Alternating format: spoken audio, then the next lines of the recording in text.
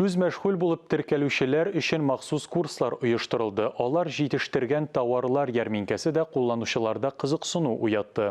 Күннән агачны чыгып ясалган әйберләр, дизайн материаллары, курчаклар, башка товарлар тәкъдим ителде.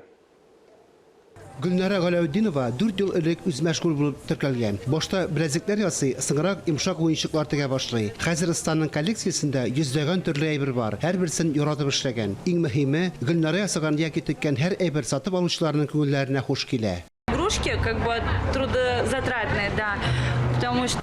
Иң кыйыны уенчыклар түгү. Алар матур килеп чыксын, кешеләргә ошасын өчен бар хыялын эшкә җигәсен.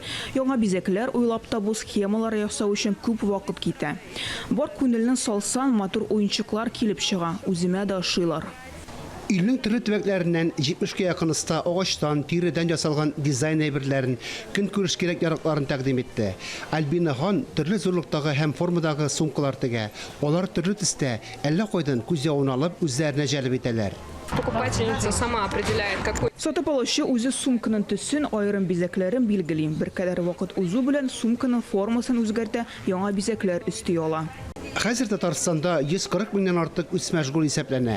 Эшчәнлекнең иң популяр юнәлешләре пассажирлар йөртү, фатирларны арендага бирү, репетиторлык, маркетинг һәм реклама белән шөгыльләнү. Шунысы мөһим, алар ярдәмгә өмет итә ала. Самое главное, они знакомы с этими мерами. Алар ярдәм итү төрләре белән таныш. Һәр кайсы үз бизнесын ничек лаштырырга кирәклеген аңлый. Алар өчен үз мәшгульлек эшчәнлекләрен киңәйтергә мөмкинлек бирә. Республика үз мәшгульләргә һәряклы ярдәм итә. Бу башлангыч этапта эшне җәелдерү өчен бик кирәк. Сегодня действительно статус самозанятых достаточно. Хәзер үз мәшгульлек статусы шактый кызыклы институт. Кешеләрнең продукцияне легаль рәвештә җитештерү, үз керемнәрен формалаштыру мөмкинлеге бар. Бу безнең кешеләрнең потенциалын ача.